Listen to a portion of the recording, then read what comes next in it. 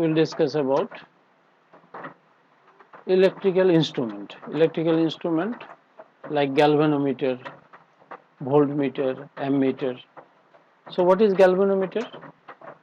Galvanometer is the instrument which we use for measuring current, for measuring charge, for measuring potential difference. Okay.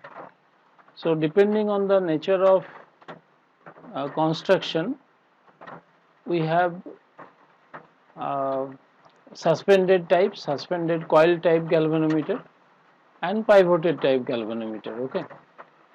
And depending on what you are measuring, actually nature of use, we have ballistic galvanometer, okay, deadbeat galvanometer, moving coil galvanometer.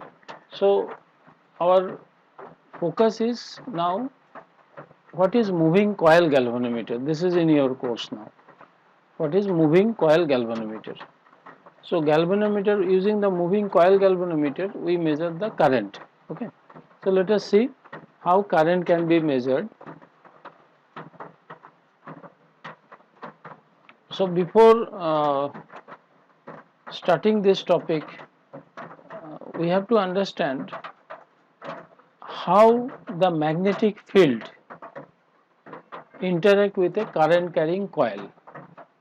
Suppose you have a coil like this, you have a loop like this. There is a rectangular coil.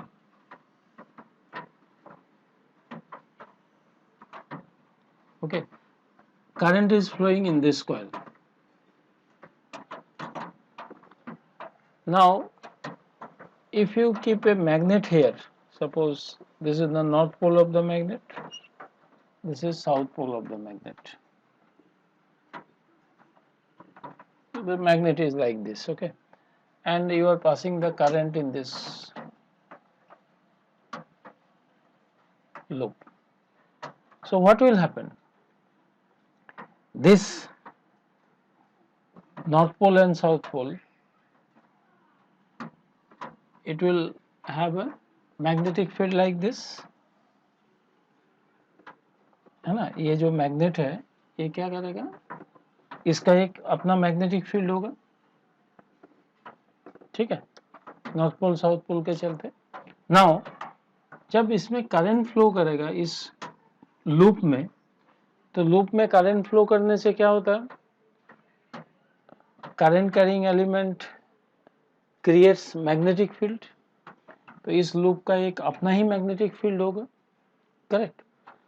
तो क्या होगा, इस loop में current flow होने के चलते जो magnetic field बनेगा, वो magnetic field given magnetic field के साथ, ये नॉर्थ साउथ के चलते जो मैग्नेटिक फील्ड है उसके साथ इंटरैक्ट करेगा. ओके, इंटरेक्शन के कारण क्या होगा, ये कॉइल जो है ना अपना पोजीशन से डिफ्लेक्ट होगा. क्यों डिफ्लेक्ट होगा वो हम देखेंगे अभी, but it will deflect from its position.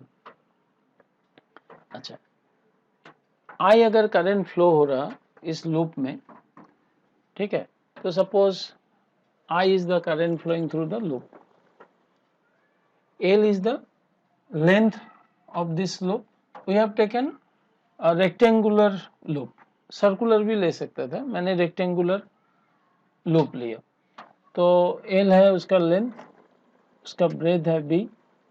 Okay. And जो magnetic field है, जिस magnetic field के अंदर मैंने इसको रखा है, इसका induction vector, intensity vector जो है ना, मैग्नेटिक इंटेंसिटी कितना है इसका, B. B is the external magnetic field. B is the external magnetic field. ठीक है. तो करंट कैसे मेजर होगा, करंट मेजर करना वो काफ़ी आसान है. जिस करंट को तुमको मेजर करना है उस करंट को तुम लूप के थ्रू पास करो, ठीक है. जैसे ही लूप के थ्रू वो करंट पास होगा तो लूप का अपना एक मैग्नेटिक फील्ड बनेगा.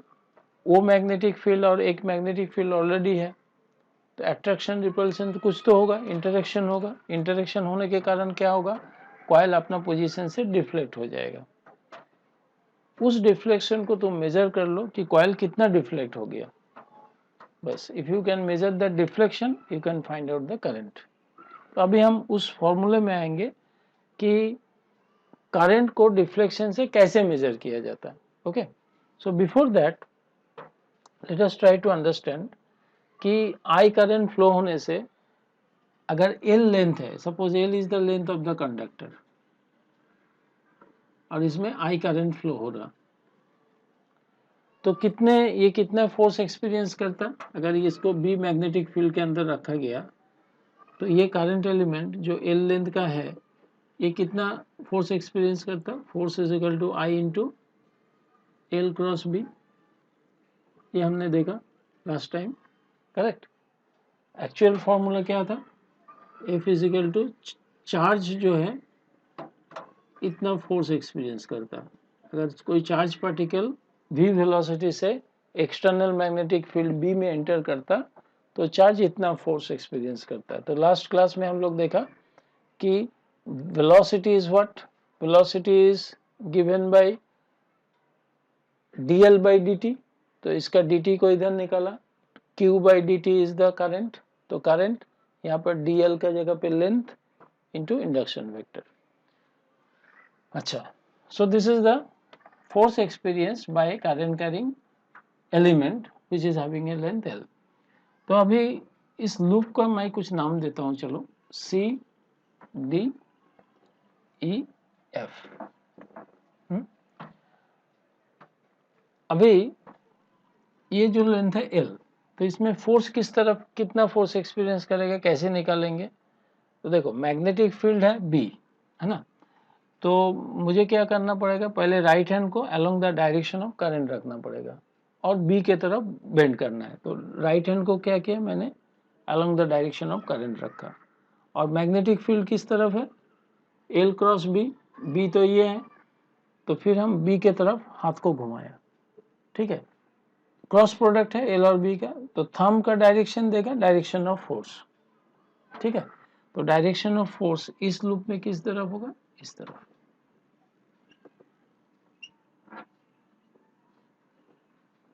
ठीक है।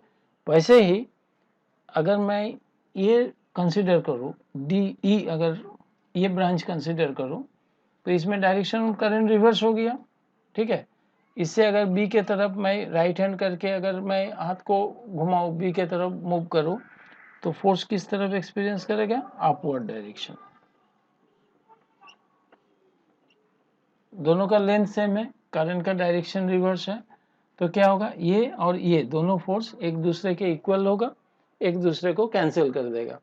मतलब ये जो हॉरिजॉन्टल ब्रांच में जो डायरेक्शन ऑफ फोर्स है इसके कारण कॉइल नहीं घूमेगा, कॉइल का डिफ्लेक्शन इसके लिए नहीं होगा। क्यों?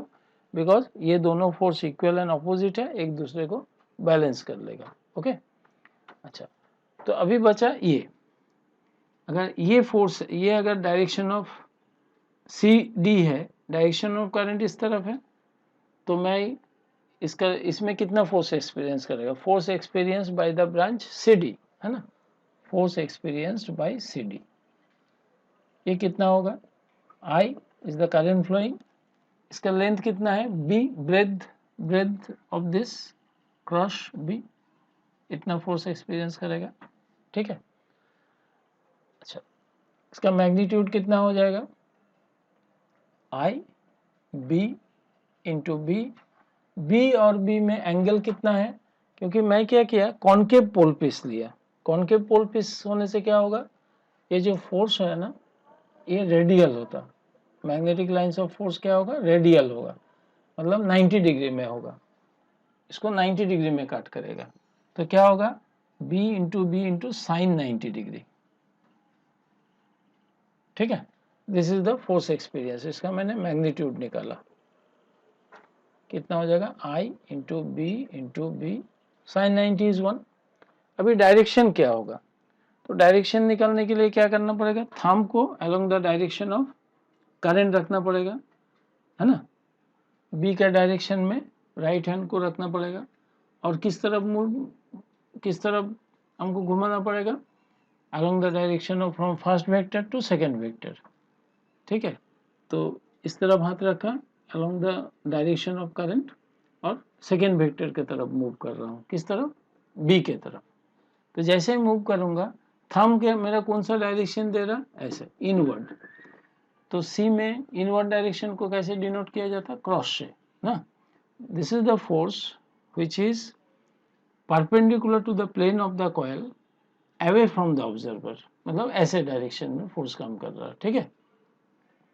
सिमिलरली अगर करंट का डायरेक्शन ऐसा है ना, जस्ट रिवर्स, तो इसमें किस तरफ फोर्स एक्सपीरियंस करेगा? इस तरफ. मैं क्या करूंगा? ऐसे करके राइट हैंड करके बी के तरफ, B is the second vector.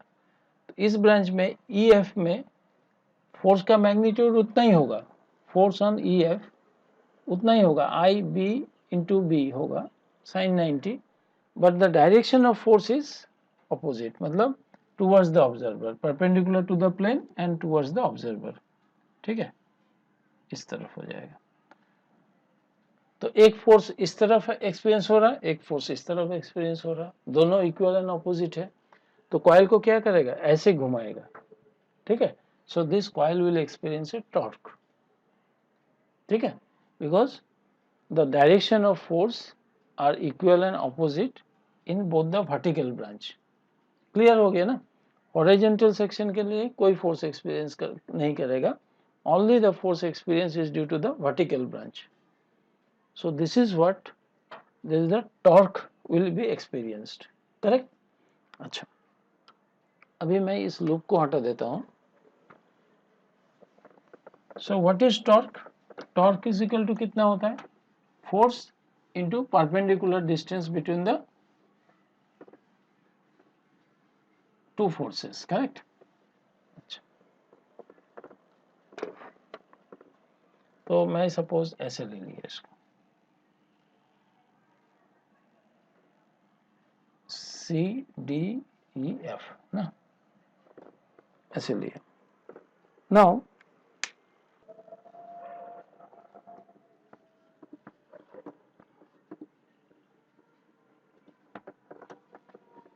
ফ্যানটা চালিয়েছে কিনলেই হয়ে যাবে. चलें.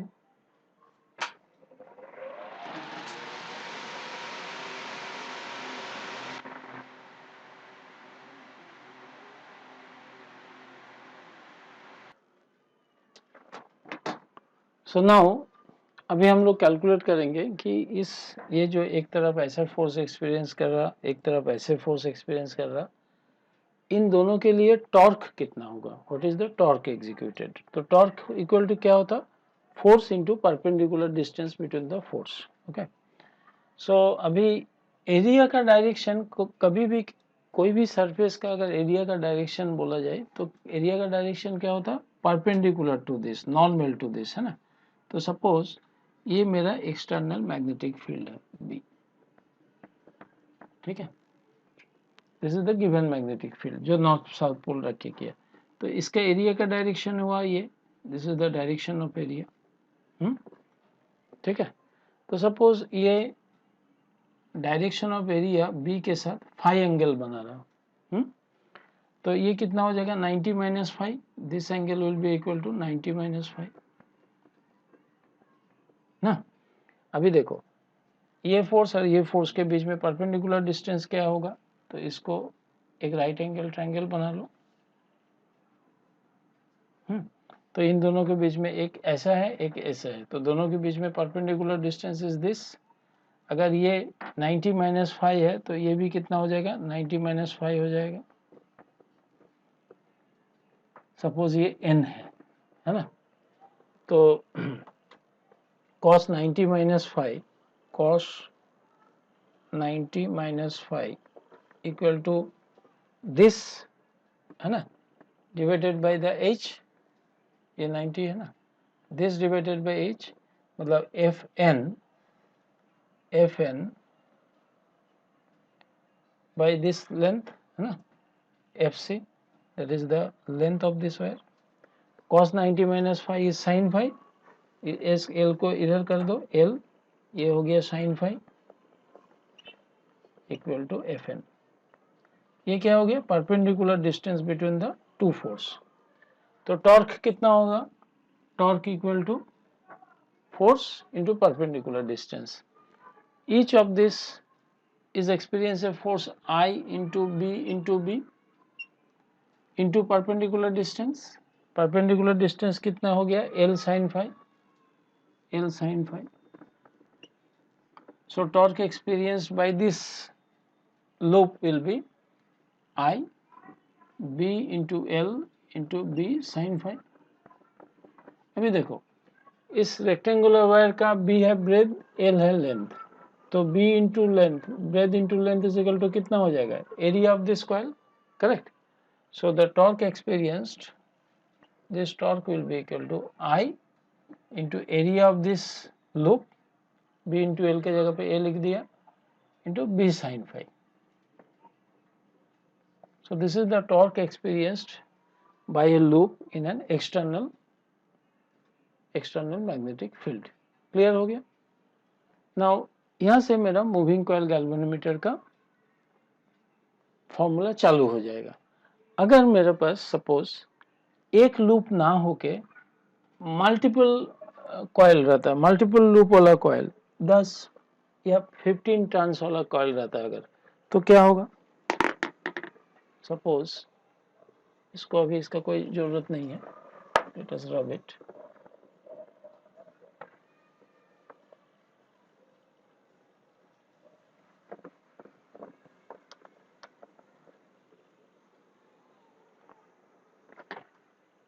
तो अगर कॉइल में काफी सारे टर्न है, मान लो ऐसा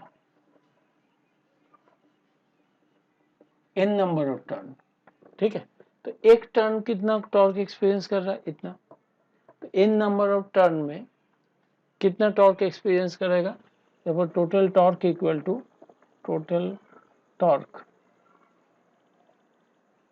इन n number of turns will be equal to how much, n into I into A into B into sin phi. This is the torque experienced. ठीक है. अच्छा, नाउ अभी हम जाएंगे मूविंग कॉइल गैल्वेनोमीटर. ये तो क्लियर हो गया कि अगर कोई करंट लूप है, अगर उसमें आई करंट पास हो रहा है तो कितना टॉर्क एक्सपीरियंस करेगा एक एक्सटर्नल मैग्नेटिक फील्ड में. ठीक है, जैसे मैं करंट पास करूंगा उसका एक मैग्नेटिक फील्ड बनेगा एंड वो इंटरेक्ट करेगा और वो टॉर्क एक्सपीरियंस करेगा. नाउ इस कॉइल को सपोज तुमने एक थ्रेड से सस्पेंड किया, ठीक है, इसके नीचे में ये कॉइल है, मिनी टर्न्स है इसके अंदर, ठीक है, अभी ये मैग्नेटिक फील्ड के अंदर है नॉर्थ साउथ के. तो जैसे ही ये करंट जैसे ही मैं पास करूंगा इस कॉइल के थ्रू तो कॉइल डिफ्लेक्ट होगा.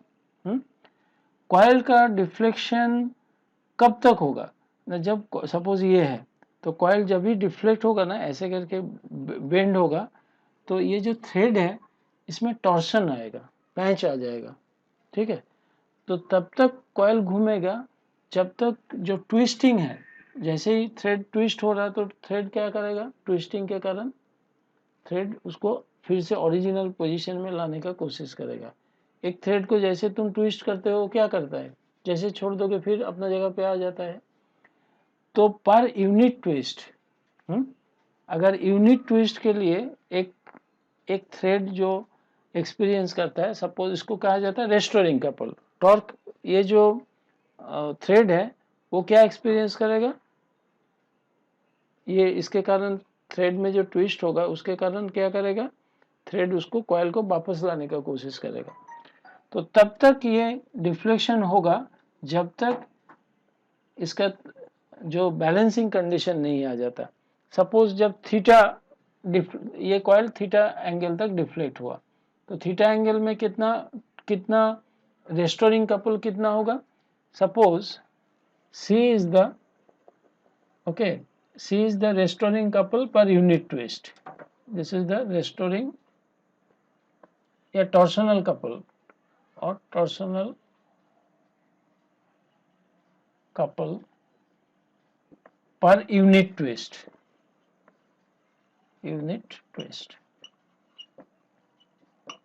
मतलब 1 डिग्री अगर घुमा तो C कपल काम करेगा, तो ये थीटा एंगल तक, थीटा इज द डिफ्लेक्शन,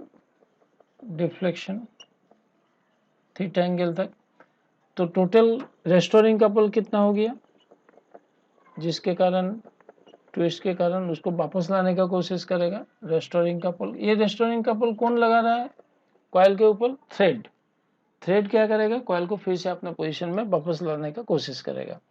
तो अगर यूनिट ट्विस्ट में सी टॉर्सनल कपल एग्जीक्यूट होता, थीटा एंगल में कितना रेस्टोरिंग कपल करेगा, सी इंटू थीटा ना। तो जब कॉइल जब रुक जाएगा थीटा एंगल डिफ्लेक्ट होने के समय, तो जो बैक कपल तैयार हुआ, रेस्टोरिंग कपल एंड जो ये डिफ्लेक्टिंग टॉर्क है, दोनों इक्वल होगा, then only it will come to rest. मतलब क्या हो जाएगा, ये जो डिफ्लेक्टिंग टॉर्क जो हुआ N I A B sine phi, this is equal to c into theta. C theta is the restoring couple. This is the condition of equilibrium. This is the condition when this coil will stop deflecting. Okay. अभी इसमें से अगर I निकालना है मुझे, कैसे निकालेगा, current निकालना है मुझे C by N A B, ठीक है, साइन फाई इंटू थीटा। तो अगर हम radial magnetic field concave pole pieces use करेंगे तो फाई को 90 डिग्री बनाया जा सकता है, ठीक है। तो करंट कितना हो जाएगा, C by N A B sine phi मतलब sine 90 degree, sine 90 degree is 1 into theta.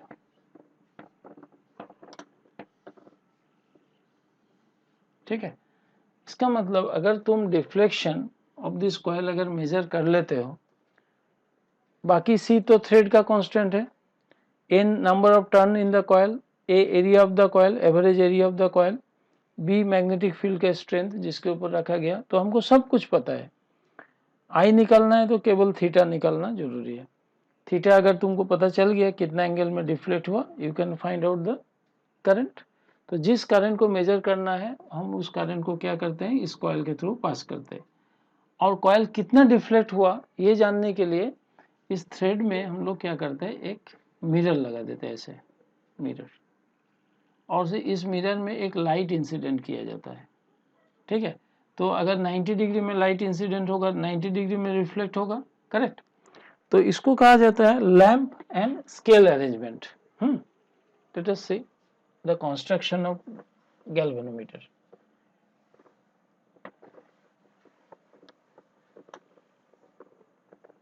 Lamp and scale arrangement क्या करता है, यहाँ से एक लाइट इंसिडेंट किया जाता है, यहाँ पर एक मीटर स्केल रहेगा,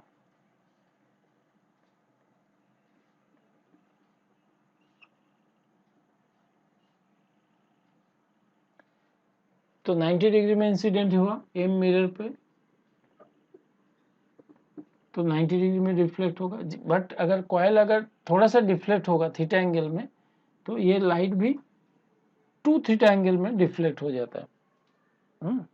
सो if the mirror is rotated by an angle theta, the reflected ray rotates by an angle 2 theta, याद रखना। तो कितना डिफ्लेक्ट हो गया ये हम डिस्टेंस फॉर्मूला एंड एंगल के हिसाब से हमको पता चल जाएगा कि this is the angle of deflection of this coil. Very small lamp and scale arrangement से हम लोग थीटा निकाल लेते।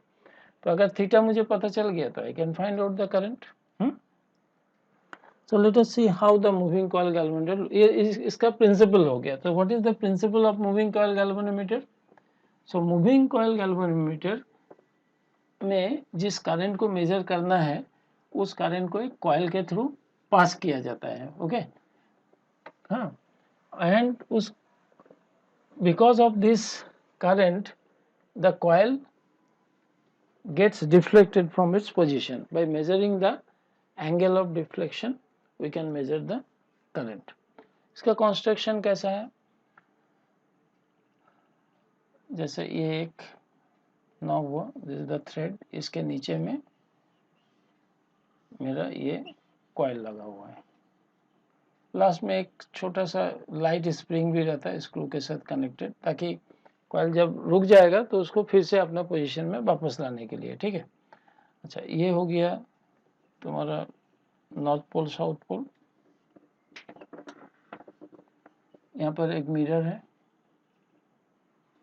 और ये एंटायर थिंग जो है ना एक ग्लास एनवेलप के अंदर है, दिस इज अंदर इन अ ग्लास एनवेलप। एक सर्कुलर टेबल में रहता है ये, एंड इसमें लेवलिंग स्क्रूज रहता है। ये जो है इसको लेवलिंग रख के, लेवल करके हॉरिजॉन्टल के साथ लेवलिंग करके फिर ये एक्सपेरिमेंट किया जाता है। ठीक है, जिस करंट को मेजर करना है उस करंट को तुम इसमें थ्रू पास करो, एंगल ऑफ डिफ्लेक्शन मेजर करो, you can find out the current past. ठीक है, ओके। नाउ करंट मेजर करने के लिए हमारे पास और एक टाइप का गैल्वेनोमीटर होता है, उसको क्या कहा जाता है? Tangent galvanometer. उसको क्या कहा जाता है? Tangent galvanometer. अच्छा, ये क्या है? What is tangent loss? Magnetism में हम पढ़ेंगे, सो let us see what is tangent law. मान लो कि दो मैग्नेटिक फील्ड है, एक मैग्नेटिक फील्ड ये है और एक मैग्नेटिक फील्ड ये है। ठीक है, दो मैग्नेटिक फील्ड है और दो मैग्नेटिक फील्ड के बीच में मैं क्या किया, एक नीडल को रख दिया ऐसा। A needle is kept in two mutually perpendicular magnetic field। ठीक है, ये एंगल है theta, this is the angle theta. अभी क्या होगा, निडल शुरू में ऐसा रहेगा जरूरी नहीं है। अगर मान लो कि ये F है, ये मान लो B है, तो क्या होगा, ये जो B मैग्नेटिक फील्ड, दो अलग अलग फील्ड है, B क्या करेगा, इसका नॉर्थ पोल को ऐसा पुश करने की कोशिश करेगा। पोल स्ट्रेंथ अगर M है तो M इंटू बी फोर्स इसमें लगाएगा नॉर्थ पोल को, और साउथ को ऐसे इस तरफ पुश करेगा, that is M into B. ठीक है, अच्छा, ये जो F मैग्नेटिक फील्ड है ये नॉर्थ पोल को इस तरफ पुश करेगा, it will give apply a force on the north pole like M is the pole strength of this magnetic needle into F is the induction vector, south pole को ऐसे attract करेगा। अभी देखो M B और M B जो है उसको clockwise घुमाने का कोशिश कर रहा है निडल को, और एम एफ और एम एफ इसको एंटी क्लॉकवाइज घुमाने का कोशिश कर रहा है। ठीक है, तो क्या होगा, दोनों का डायरेक्शन अपोजिट है। एक समय आएगा कि ये क्लॉकवाइज कपल और एंटी क्लॉकवाइज कपल एक दूसरे को बैलेंस कर देगा। जब बैलेंस कर देगा so then the needle will come to rest. ठीक है, so let us see what is the torque experienced because of this field and because of this field. Okay, तो हम क्या करेंगे, इसको एक ट्रायंगल बना लिया। अभी देखो एम बी और एम बी, इन दोनों के बीच में एम बी इधर है, इधर एम बी है, तो इन दोनों के बीच में परपेंडिकुलर डिस्टेंस ये है। ठीक है, तो इसको मान लो ये परपेंडिकुलर डिस्टेंस है, ये थीटा है तो ये थीटा है। मैग्नेटिक लेंथ अगर मैग्नेट का लेंथ है अगर 2L है तो ये परपेंडिकुलर डिस्टेंस कितना हो जाएगा, ये थीटा है, साइन थीटा इज p/h, तो this distance is equal to 2L sine theta. ठीक है, so torque experienced by this needle because of this field B कितना हो जाएगा, τ1 इज इक्वल टू हो जाएगा, torque is equal to force, M B is the force into perpendicular distance between this two force, इसका बीच में perpendicular distance ये है 2L साइन थीटा।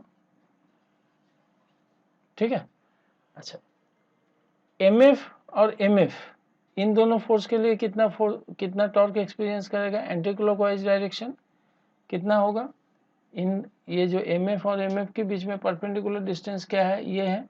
ठीक है, सो ये डिस्टेंस कितना हो जाएगा, ये 2L है, ये थीटा है, तो this will be 2L cos theta. cos theta is b/h, correct, b/h, so b is h cos theta.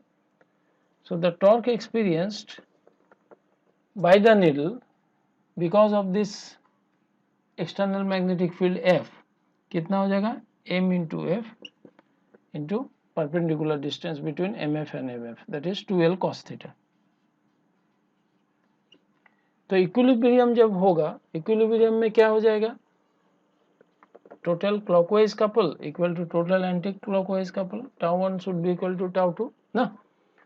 तो at equilibrium M B sine theta equal to M F cos theta. M B 12 भी है ना इसमें। तो चलो ये जो 12 है, 12 इंटू एम कैंसिल हो जाएगा ना। तो b sine theta is equal to F cos theta और b sine theta by cos theta equal to F. तो F is equal to b tan theta, b tan theta is equal to F. ये हो गया, this is called tangent law in magnetism. क्या हो गया, F is equal to b tan theta. अभी ये formula को यूज करके हम लोग करंट को निकल सकते हैं। ओके, तो जिस इंस्ट्रूमेंट से ये कैसे यूज होगा, देखो how we will use this formula. तो हमको पता है कि earth itself is a magnet, ठीक है, earth is a magnet. Okay, तो एक मैग्नेटिक फील्ड तो मेरा ऑलरेडी है, अर्थ का मैग्नेटिक फील्ड। जब हम मैग्नेटिज्म पढ़ेंगे तो उस समय देखेंगे, टेरेस्ट्रियल मैग्नेटिज्म बोल के एक चैप्टर है, उसके अंदर हम अर्थ का मैग्नेटिक फील्ड देखते हैं। ठीक है, अर्थ सपोज ये है अर्थ का मैग्नेटिक फील्ड। ठीक है, इसका दो कंपोनेंट होगा, एक वर्टिकल कंपोनेंट, एक हॉरिजॉन्टल कंपोनेंट, बी एच और बी वी। ठीक है, इसी का हॉरिजॉन्टल कंपोनेंट। तो यह हो गया मेरा अर्थ का horizontal component of magnetic field. अच्छा, ये तो मेरा ऑलरेडी एग्जिस्टिंग है। एफ क्या हो गया, जिस करंट को तुमको मेजर करना है उस करंट को एक लूप के थ्रू पास करो। ऐसे करंट कॉइल, सर्कुलर कॉइल रहेगा, 10, 15, 40 टर्न रहेगा, 50 टर्न रहेगा, उसके थ्रू इस करंट को पास करो। यहाँ पर क्या करो, सेंटर में एक मैग्नेटिक नीडल रखो। तो ऑलरेडी नीडल किसका इन्फ्लुएंस में है, अर्थ का हॉरिजॉन्टल कंपोनेंट, अर्थ का फील्ड के इन्फ्लुएंस में एक फील्ड ऑलरेडी एग्जिस्ट कर रहा है। Second field we are producing by passing current through this. हमको पता है कि अगर सर्कुलर कॉइल में अगर आई करंट पास होता तो उसका सेंटर में मैग्नेटिक फील्ड बनता है। So F is the magnetic field produced because of the current flowing through the circular coil. कितना होता, μ0/2 n number of turns in the coil, है ना, कितना टर्न है, into I divided by radius of the coil. Suppose A is the radius, correct.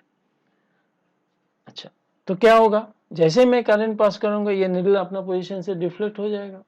Deflection अगर हमको major कर लिया तो हम निकल सकते हैं। कैसे, देखो F is equal to B tan theta, F की जगह पे इधर पुट कर दो, कितना हो जाएगा, μ0 a9/2a, this is the F equal to B tan theta. B मतलब क्या है, horizontal component of earth magnetic field, ठीक है, इंटू टेन थीटा। थीटा क्या है, deflection of the magnetic needle, जिस पोजीशन में नीडल आके रुक गया।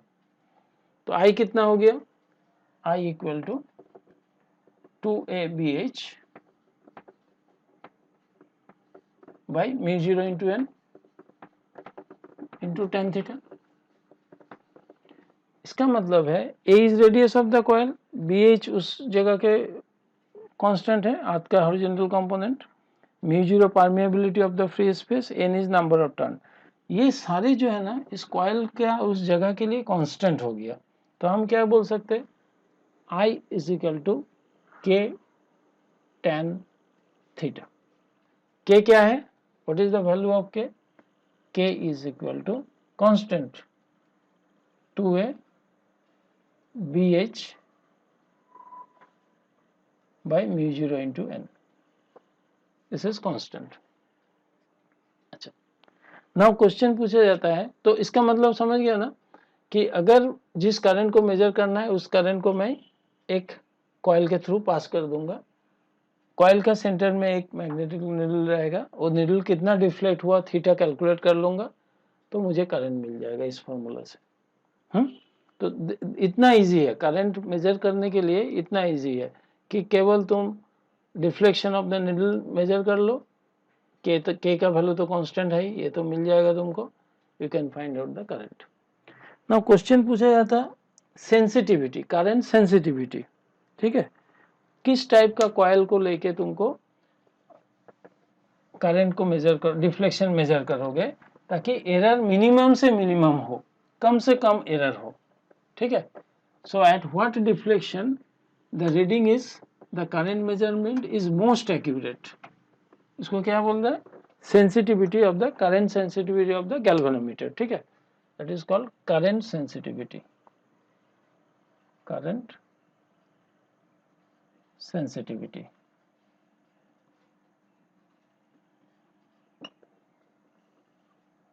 At what deflection of the needle the current is most accurately measured? तो देखो I इक्वल टू क्या है, k tan theta. Now proportional error is defined as di by I. इस रेशियो को क्या कहा जाता है, प्रोपोर्शनल एरर। di क्या है, इसका डिफरेंशिएशन कर दो, तो di क्या हो जाएगा, k tan थीटा का डिफरेंशिएशन क्या होता है, sec square theta d theta, ठीक है। तो D I by I, D I के जगह पे लिखो के sec square theta D theta by I, I मतलब K tan theta, K cancel out, sec square theta मतलब क्या होता है, 1 by cos square theta, tan theta मतलब क्या होता है, sine theta by cos theta, sine theta by cos theta, और इधर क्या है, ये हो गया sex square theta D theta. So D I by आई, एक कॉस थीटा कैंसिल हो गया, चलो, तो डी आई बाई आई कितना हुआ मेरा, D theta by sine theta cos theta, denominator में क्या है, sine theta into cos theta, एक टू ले लो, टू ले लो इधर, तो two sine theta cos theta मतलब साइन टू थीटा होता है। सो डी आई बाई आई कितना हो गया मेरा, two D theta by sine two theta. Now when di by I, that is the proportional error, is minimum, then our measurement is most accurate. ये minimum कब होगा, D I by I minimum कब होगा, जब denominator maximum होगा। तो denominator maximum का value कितना होता, साइन टू थीटा का मैक्सिमम वैल्यू क्या हो सकता है ना। So D I by I is minimum when sine two theta is maximum, maximum value कितना होता है, +1, यानी कि two theta is pi by two, two theta is pi by two, यानी theta is pi by 4. So when the deflection of the needle is 45 degree, near about 45 degree, then the proportional error is minimum. The galvanometer is most sensitive. Okay, clear? Okay. So now we studied about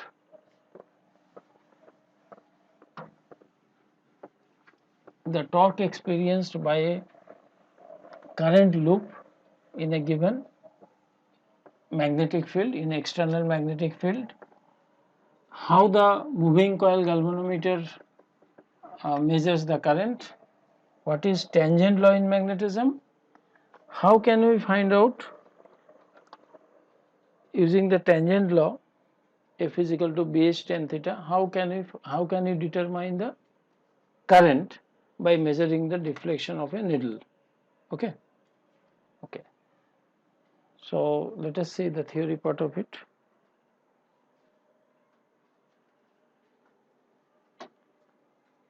So we started with galvanometer. So galvanometers are of two types. Ballistic galvanometer, this is mainly used for the measurement of charge. And other galvanometer is the deadbeat galvanometer. So this is basically used for the measurement of current and potential difference. So depending upon the nature of construction, we have pivoted type and suspended coil type. So moving coil galvanometer, we studied about the suspended type. Coil is suspended by a thread. Okay, so suspended type moving coil galvanometer, correct. And another galvanometer is moving magnet galvanometer. Okay, so let us see moving coil galvanometer. This is how it is constructed. Okay, there are screws, there are different turns of the coil. You can use any turn. This is a mirror attached with the thread, and the rectangular loop is kept in between the two poles of a given magnet. The moment you pass the current, it experiences a torque in the given magnetic field, it deflects. How much is the deflection, that you can measure through the lamp and scale arrangement. By measuring the deflection of this mirror, you can find out the current. Okay, so this is the construction. The coil may be circular or rectangular. The entire thing is kept in a glass envelope. So this you can see in your lab also, how moving coil galvanometer measures the current. This is the torque experienced by a rectangular loop carrying current in a given magnetic field. तो आज का दिन का पूरा focus मेरा इसी के ऊपर था कि जब कोई रेक्टेंगुलर लूप में करंट पास करता है तो हॉरिजॉन्टल सेक्शन में फोर्स कैंसिल हो जाता है, उसके लिए टॉर्क नहीं होता. वर्टिकल के लिए फोर्स एक्सपीरियंस कर रहा एंड उसके लिए टॉर्क निकाला, एक टर्न के लिए टॉर्क निकाला, इन टर्न के लिए टॉर्क मल्टीप्लाई कर दिया, टोटल टॉर्क हो गया. जैसे ही कॉइल घूमेगा तो रस्सी जिस थ्रेड से हम उसको सस्पेंड किए हुए हैं वो भी हमको रेस्टोरिंग कपल देगा. सी अगर restoring couple per unit twist है, थीटा एंगल में अगर मूव किया तो टोटल रेस्टोरिंग कपल कितना हो गया, सी थीटा. कब कॉइल रेस्ट में आएगा, जब रेस्टोरिंग कपल और डिफ्लेक्टिंग कपल दोनों इक्वल होगा ना.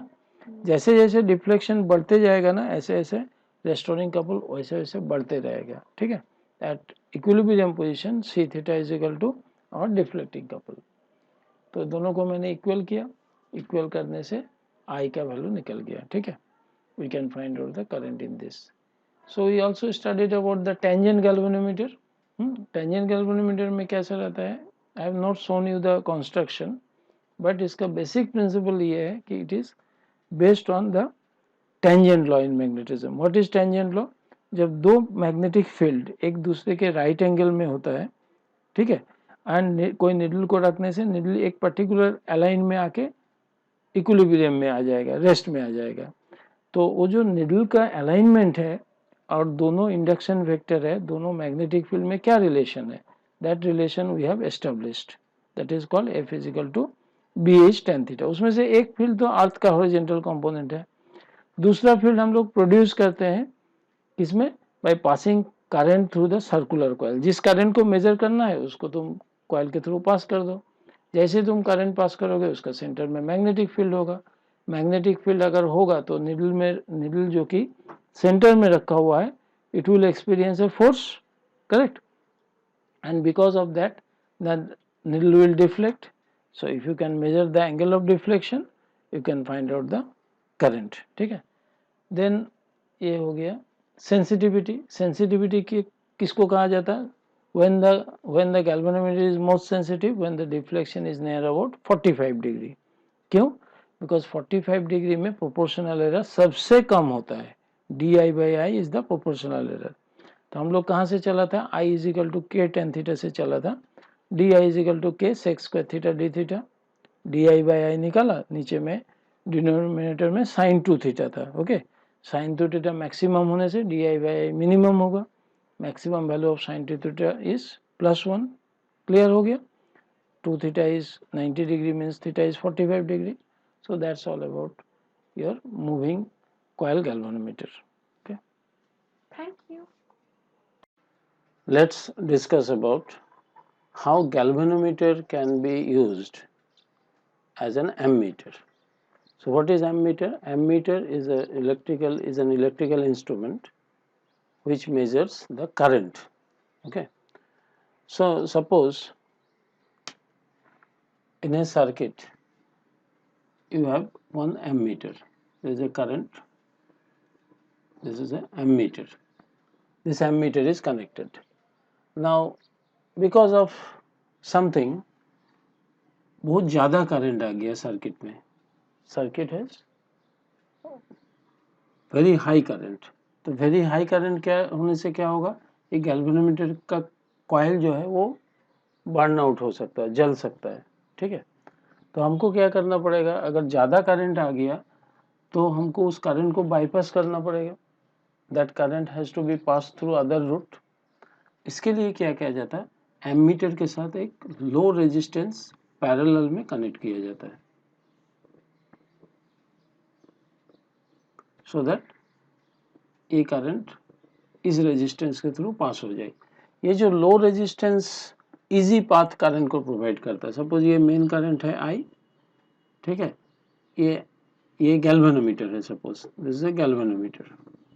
अभी गैल्वेनोमीटर को एमीटर जैसे यूज करना है, तो गैल्वेनोमीटर का कितना करंट जा सकता है, मेन करंट का कितना जाने से फुल स्केल डिफ्लेक्शन होगा गैल्वेनोमीटर में, सपोज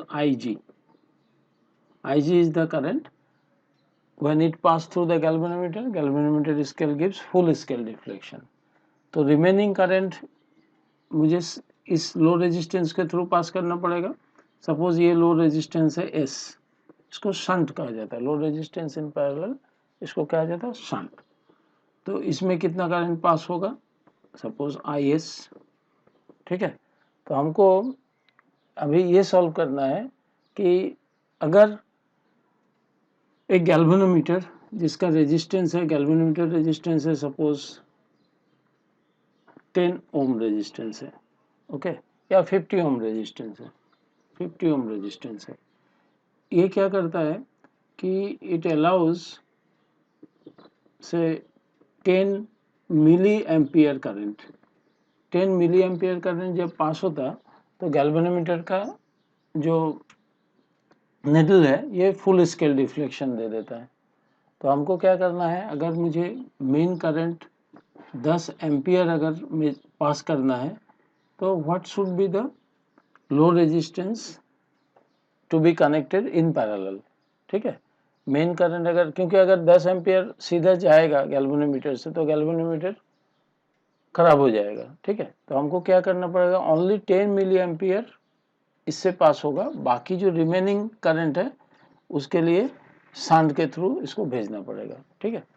तो अभी देखो ये जो शंट रेजिस्टेंस है ये गैल्वेनोमीटर के साथ पैरेलल में कनेक्टेड है, तो equivalent resistance of this combination कितना हो जाएगा, 1/R is equal to 1/G, G is the galvanometer resistance plus 1/S, तो R इक्वल टू कितना हो जाएगा, GS/S प्लस G, ठीक है। तो मेन करंट कितना पास हो रहा है, I into shunt resistance,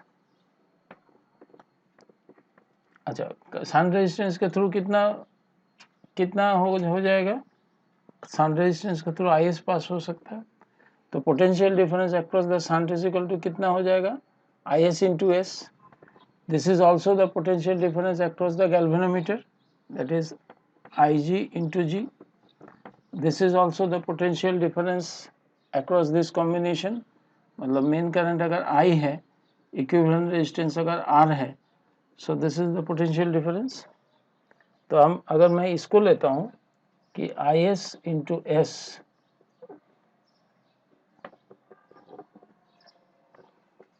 equal to main current into equivalent resistance, equivalent resistance कितना हुआ, GS/S प्लस G। चलो एक शंट कैंसिल हो गया, तो IS कितना हो गया, हमको IS is equal to current through the shunt, IS is equal to I into G by S plus G। तो करंट मेरा शंट के थ्रू कितना करंट पास हो सकता है, शंट के this is the current that has to be pass through the shunt, okay.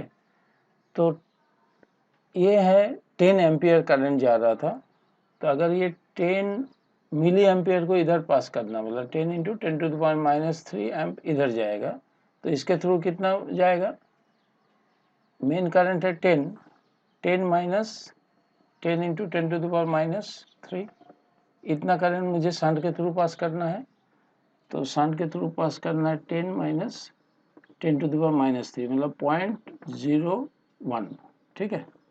ये हो गया शंट के थ्रू करंट। मेन करंट है 10, गैल्वेनोमीटर का रेजिस्टेंस है 50, ठीक है। शंट का रेजिस्टेंस मुझे निकालना है, ये 50 हो गया। तो ये कितना हो जाएगा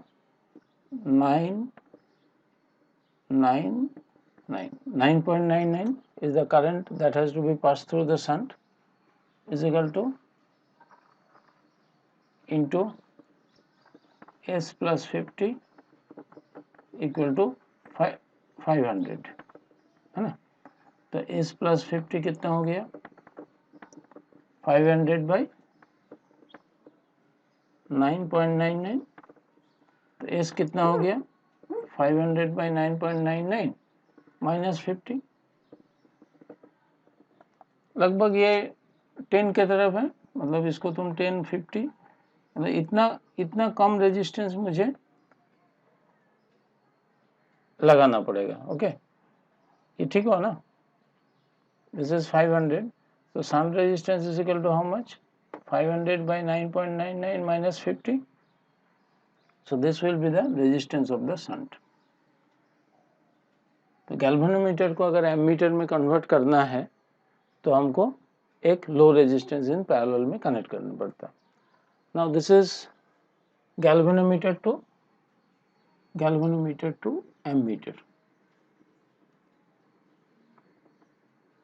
ammeter कन्वर्शन। अभी मुझे गैल्वेनोमीटर को वोल्टमीटर में कन्वर्ट करना है। So can I convert galvanometer to voltmeter?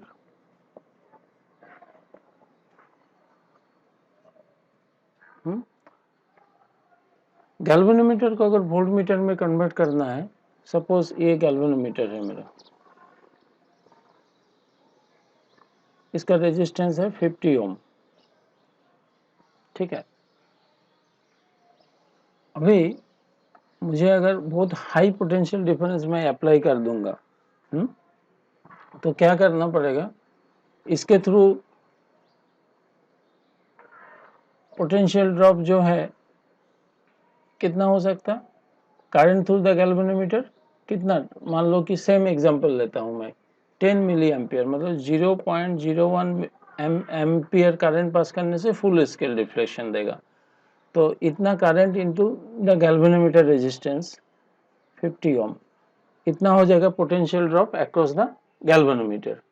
तो अभी अगर मैं सपोज 50 वोल्ट लगा दिया इसके अंदर, तो ये हो गया क्या potential difference across the galvanometer, this is equal to how much 5 volt,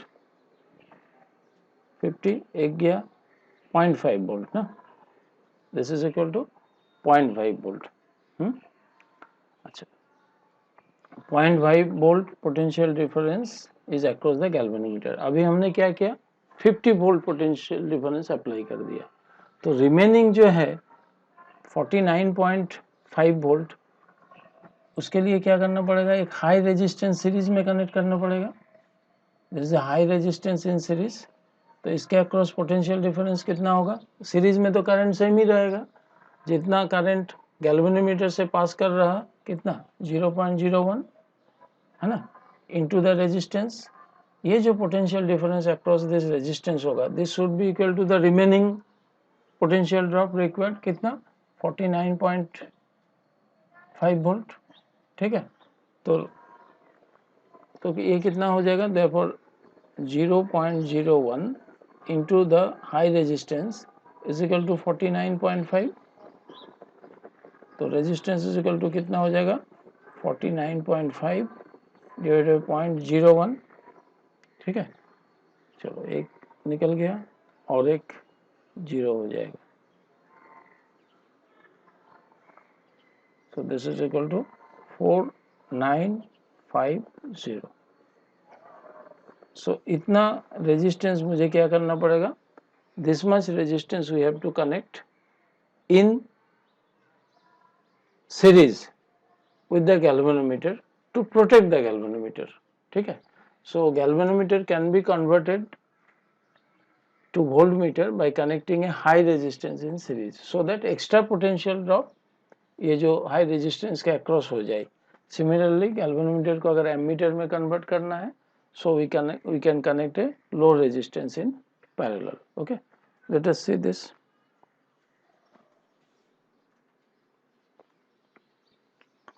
So see, this is the ammeter. So what a ammeter does? Ammeter actually measures the current. So ammeter is the instrument mainly used to measure the current.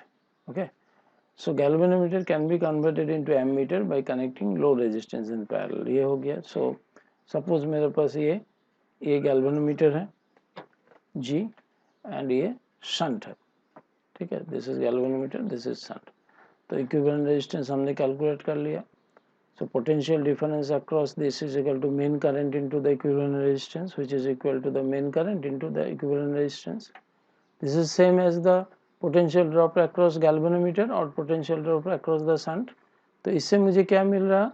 इससे मुझे मिल रहा है कि what is the current that passed to be passed through the shunt. Okay, let us see. Current through the shunt आ गया. Now ये इस type का numerical पूछा जाता है कि galvanometer coil has a resistance 50 ohm, 10 milli ampere में full scale reflection देता है FSD. So what has to be done to get 10 ampere current pass through it? तो इसमें हमने क्या किया, 10 एम्पियर करंट इसमें पास कर दिया. तो देखो IS इज इक्वल टू, तो ये कैलकुलेशन करना पड़ेगा तुमको. IS इज इक्वल टू कितना हो गया, 0.01 है ना,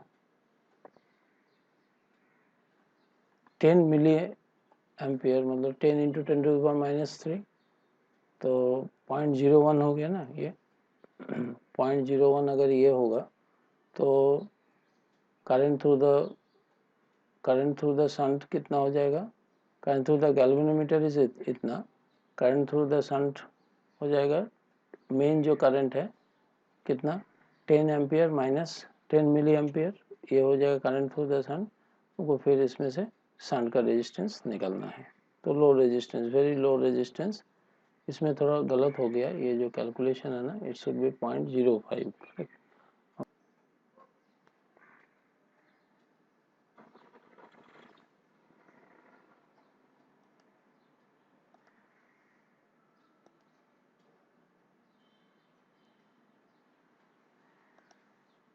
Here also full है. अच्छा 0.05, टाइपिंग मिस्टेक हो गया था.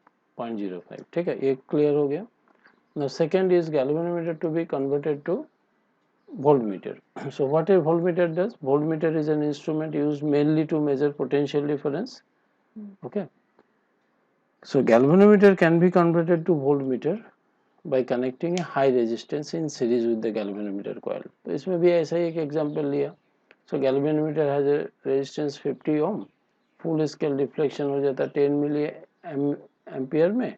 तो इसको कन्वर्ट करना है 10 वोल्ट. मैंने इधर कितना लगा दिया, वोल्टेज जो है ना ज़्यादा लगा दिया, 50 वोल्ट लगा दिया ना. तो इस क्वेश्चन में हमने क्या किया, 10 वोल्ट लगाया. तो 10 वोल्ट अगर ओके है तो जितना पोटेंशियल ड्रॉप होगा across the galvanometer, remaining potential drop to be done across the resistance. ठीक है,